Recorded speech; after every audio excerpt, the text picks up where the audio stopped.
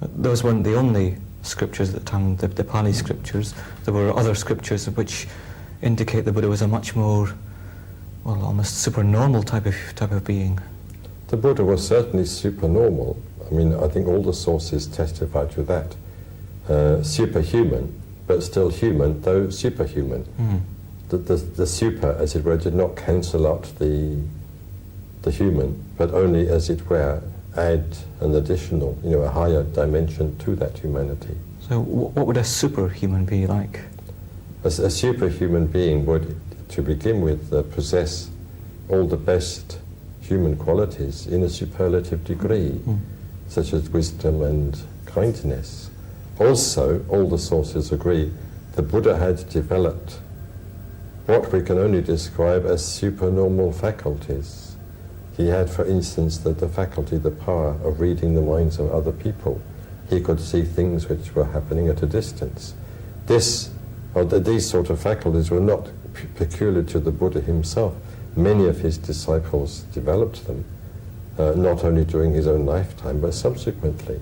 And even right down to the present day, there are Buddhists who possess at least some of these faculties and have these sort of experiences. So he was supernormal in that sort of way.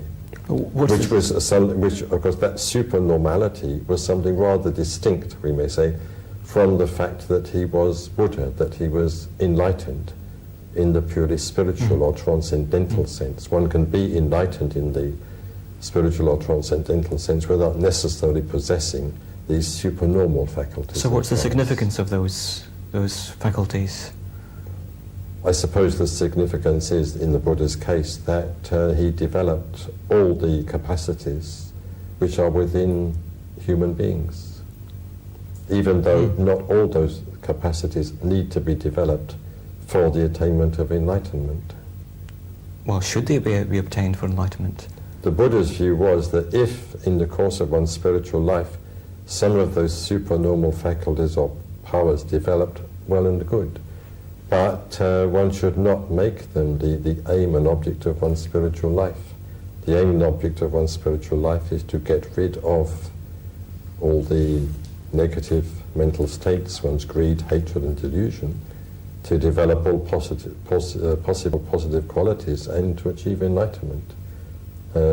Supernormal powers are byproducts of the path and not to be aimed at directly for their own sake. That is, in fact, strongly discouraged.